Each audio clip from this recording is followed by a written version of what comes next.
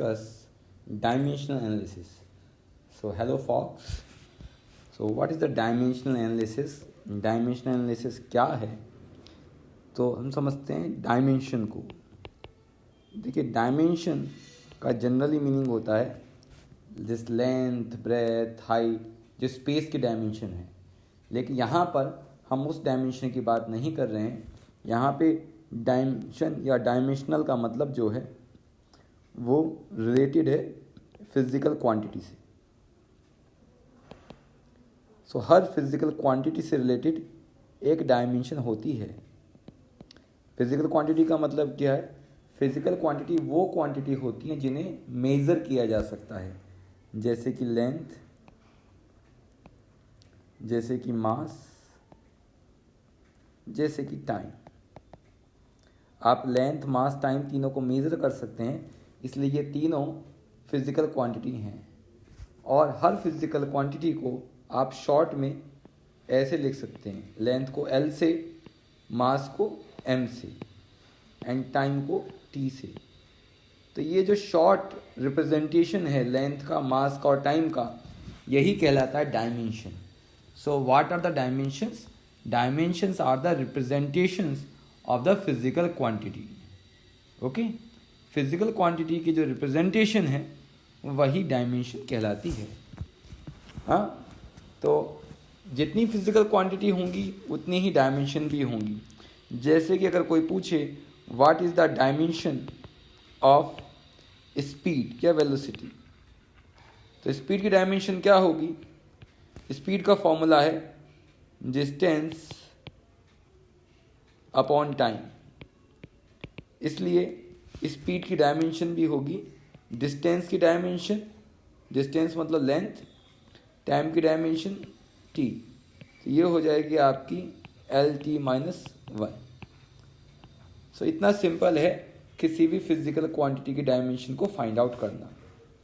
क्योंकि यहाँ पर m नहीं दिया हुआ है, यानी कि मास नहीं है यहाँ पे, तो आप m की पावर 0 लिख सकते हैं. कई लोग इसे ऐसा भी लिख देते हैं.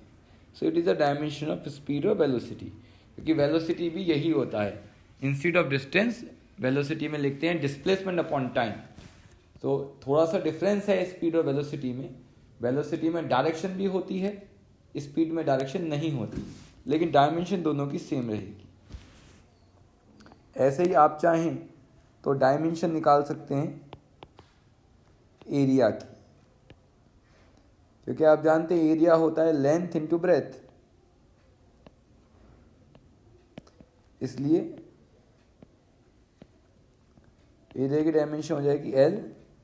लेंथ को भी L से शो करते हैं और ब्रेथ भी लेंथ ही है एक तरीके की, तो ये भी L, तो हो जाएगा L². Similarly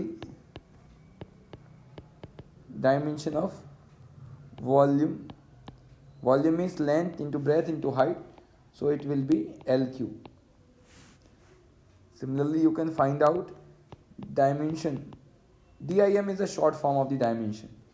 Dimension of density, mass density. I am talking about the mass density.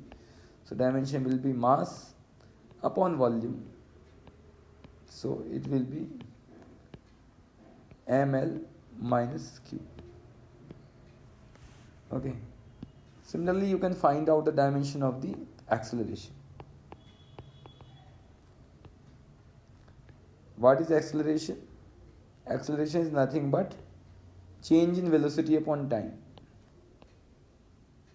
So acceleration means change in velocity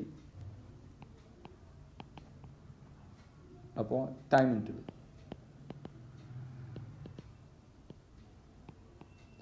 So dimension of change in velocity means dimension of velocity.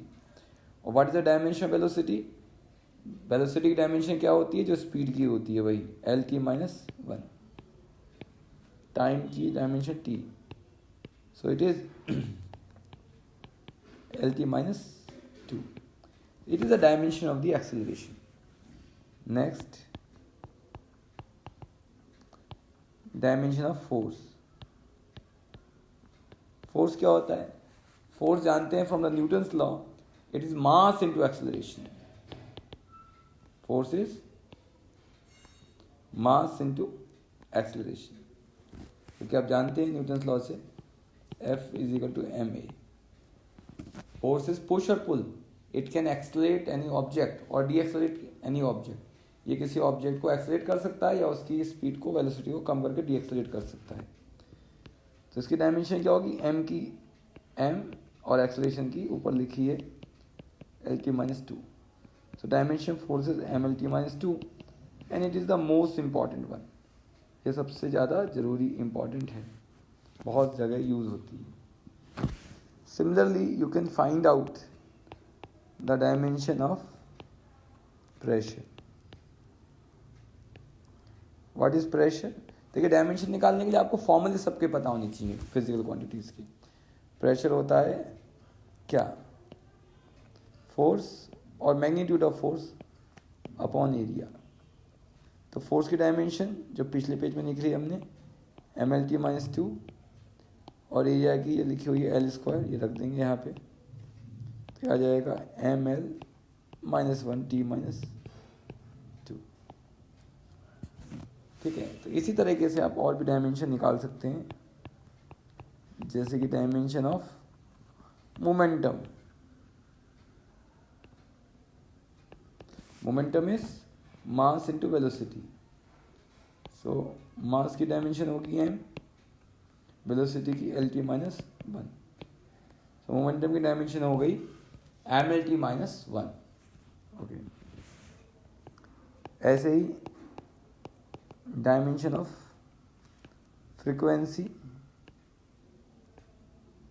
Frequency is 1 time. So इसकी dimension हो जाएगी 1/t means T-1। Okay, similarly you can find out the dimension of